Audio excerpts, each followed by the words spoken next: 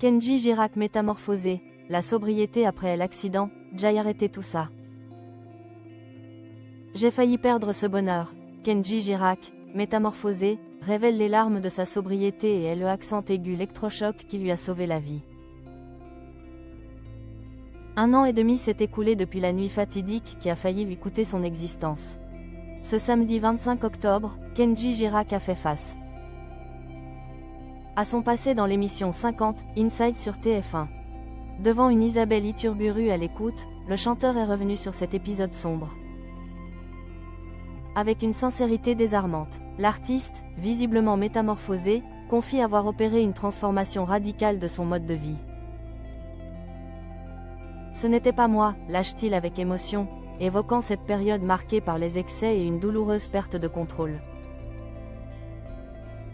Le 22 avril 2024 restera gravé comme le jour où la France a retenu son souffle. Le chanteur, alors âgé de 27 ans,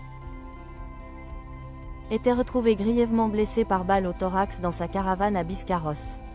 Transporté en urgence absolue au CHU de Bordeaux, il a frôlé la mort.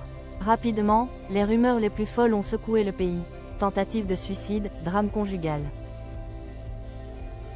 Finalement, sa compagne Soraya a brisé le silence et levé le voile sur les démons cachés de Kenji, une addiction à l'alcool et à la cocaïne.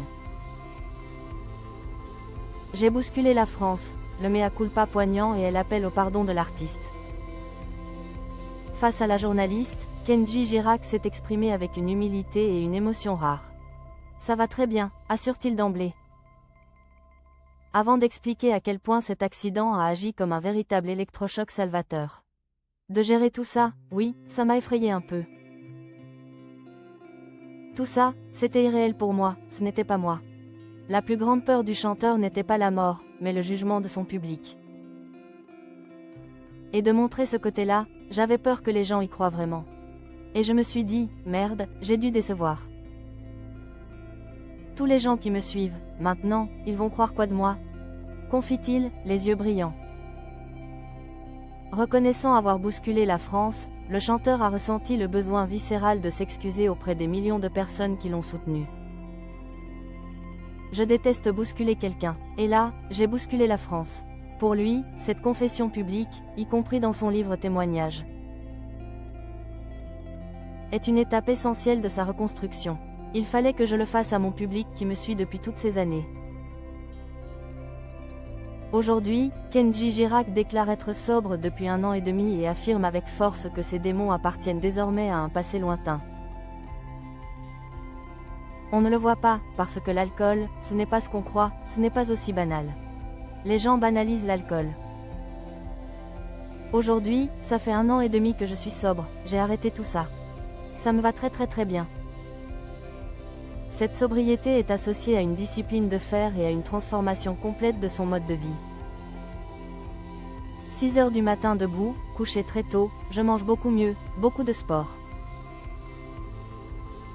S'il a décidé de se reprendre en main, c'est avant tout grâce à l'amour et à la naissance de son fils, un tournant décisif dans son existence.